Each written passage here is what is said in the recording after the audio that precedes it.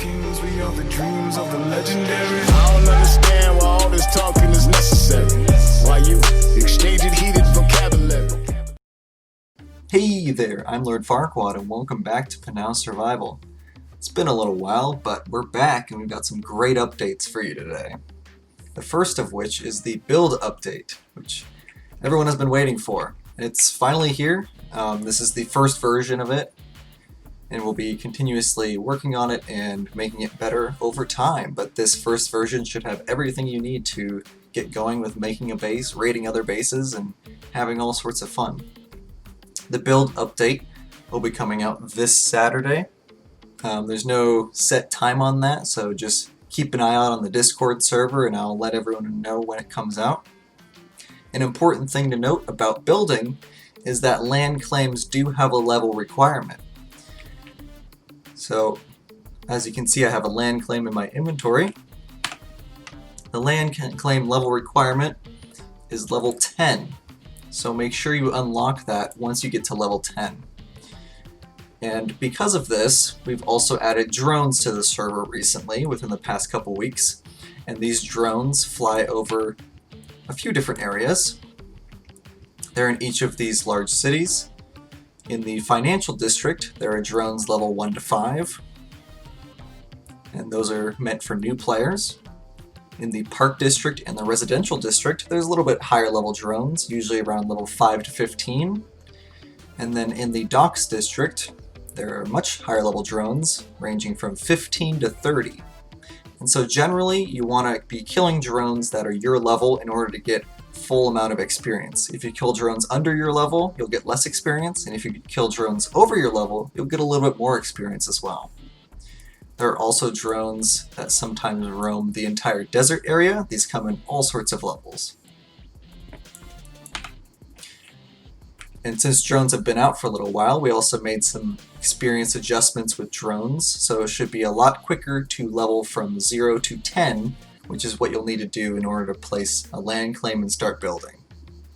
Land claims come in a variety of sizes, ranging from 20 meters, that's 20 meters per side of the square that it takes up, to 200 meters, which is absolutely huge. These are extremely rare, but you can find them. And so in order to place a land claim, first you'll unlock the land claim item, and then you'll find a nice location to place it. Keep in mind that there are some restricted locations. Here you can see this is the map from Survival District of the restricted areas for land claims. We'll be using pretty much an identical map, plus a couple extra areas for the land claim area restrictions. And so once you've found a nice spot to place your land claim, you can go ahead and click it. You'll see this nice green border, which shows the area that your land claim will take up and where you can build within it. And it'll follow your character, so as you run around, you can see exactly where your land claim will be. So once you're satisfied with the placement, you can left click to place, and it'll take 10 seconds to place your land claim. So make sure you look around for any enemies that might be spying on you. And once it's placed, you should see a placing land claim and then land claim placed successfully message in chat. So now if you open up the F7 menu, the asset manager, and you navigate to the land claims tab, you'll see your land claim here. And it just has the default name of land claim, the size of 46, 30 days. So when you first place a land claim, it will have 30 days of lifetime. And so every day this goes down by 1, and if your land claim expires, then you can no longer use any of the objects on the land claim, remove them, or really do or edit anything else. So it's important that you keep your land claim up. And how you do this is you find more land claims and you use them while within your existing claim. So for example, right now I have 30 days left. If I use a 73 meter land claim, which is almost twice the size of this, I should get almost 60 days to my land claim, because the formula for Landclaim Extension is whatever your new land claim is divided by the old land claim size, and then that times 30 is the number of days that you get. So if I had a 46 meter land claim, and I used a 46 meter land claim on this one, it would extend by 30 days. If I used a smaller one, it would extend by less than 30 days. And since I'm going to use a bigger one, it'll extend by more than 30 days. So you'll see in a moment that it should be somewhere probably around Landclaim extended to 78 days. As you can see, 78 days left. So it's important to upkeep your land claims as well.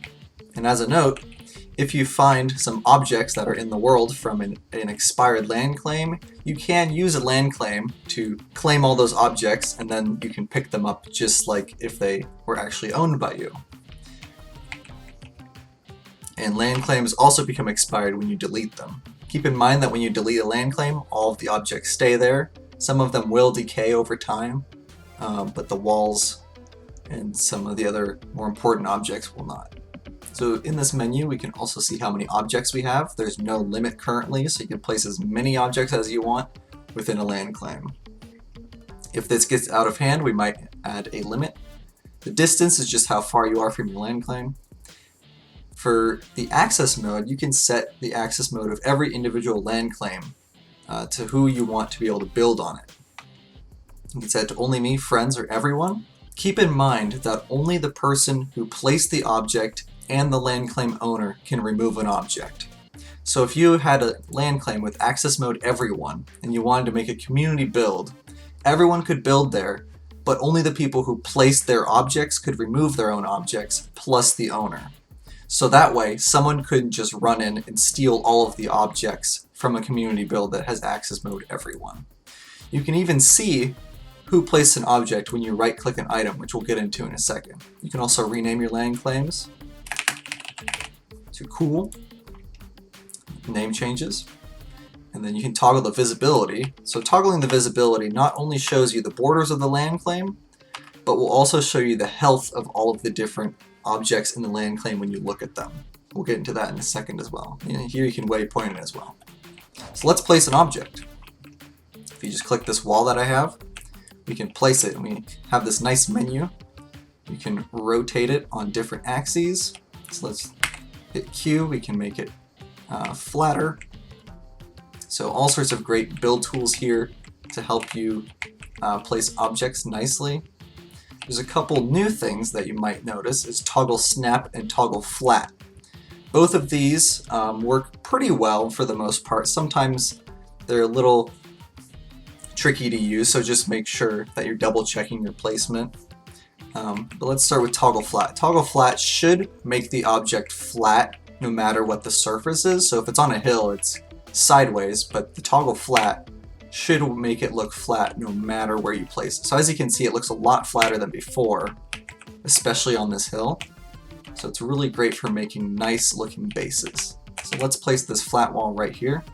And if we change our rotation axis to vertical, you can see that the wall is now in the ground, so we can have a nice flat surface as well.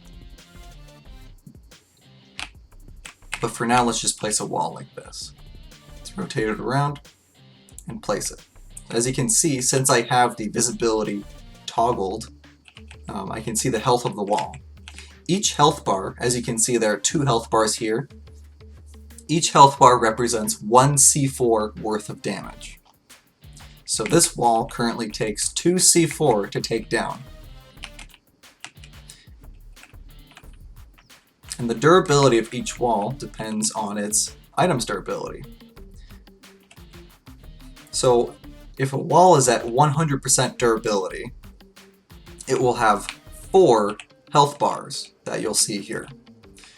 If you want to upgrade your walls, you can head over to a workbench, like one down here, and combine walls to get better durability and have a stronger base. You can also see your land claims on the map with this little icon and the name of your land claim. So let's place a couple more walls. So now if I press X to toggle snap, it's going to snap to whatever object I'm looking at. And this is only good for walls. Everything else, it doesn't really work too well. So as you can see, if I look at this side, it snaps perfectly to the side of that wall, so I can make a really nice long wall. I can snap it to the top, or I can snap it to the other side. So this makes it really easy to place a lot of walls quickly in a nice symmetrical fashion. As you can see, it's not quite perfect. There's a little bump right there, but it works pretty well for the most part. So feel free to use that, or you can just use the old methods. So once you've got your base all figured out, you'll probably want to set a bed. Respawners no longer work, and they can't be found in loot anymore. So if you use a respawner, it won't do anything. So to set your respawn point, you'll need a bed. These can also be found in loot, just like walls, land claims, and other build items. So let's place this right here.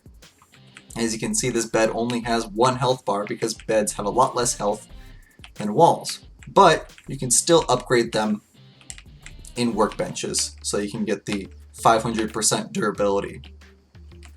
So how you would set your spawn is you can right click the object, and as you can see, I see the owner here, Lord Farquaad. This is the person who placed it. So only the owner of the object or the owner of the land claim can pick up the object. Everyone else can't. So if I hit set spawn, it'll say successfully set spawn point in chat. And now if I die, I will respawn at this bed. And if I pick up this bed, or it's destroyed, or my land claim expires, then my spawn point will no longer be at this bed. Keep in mind that anyone can set their spawn point to any bed, regardless of the land claim access mode. So if someone gets into your base, they can use your bed and set their spawn in there as a sneaky access point. We've also got a nice looking door that you can place in your base. So let's see if I just place the door right here. You can see here it is. And if I press E on it, it'll open right up. And then I can press E again and it'll close. So doors are great ways for getting in and out of bases. And doors also have access mode specifically for that door, regardless of the land claim access mode. So when you place a door, it's currently set to only me. And this also means that when someone else places a door in your land claim, they won't be able to open it until the owner of the land claim changes the access mode to friends or everyone. So if I set it to friends, then any of my friends can open this specific door on my land claim. So the cool thing about this is if you want your friends to build in your land claim but don't want them accessing specific parts of your build, that's totally possible. Because since they can't remove your objects, they won't be able to get into your secret room. And if you set the access mode to only me on your door into that secret room, they still can't get in. So it's a great way to have lots of people building at the same time without stepping on each other's toes. And let's just pick it up to show you how that works. When you pick it up, it goes right into your inventory and it doesn't drop any drop box. So you can see it's here in my inventory.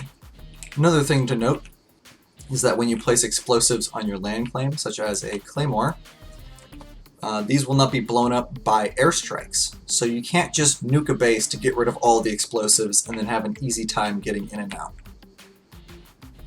So you can trap your base and feel somewhat safe that those explosives might hit the dudes trying to raid you.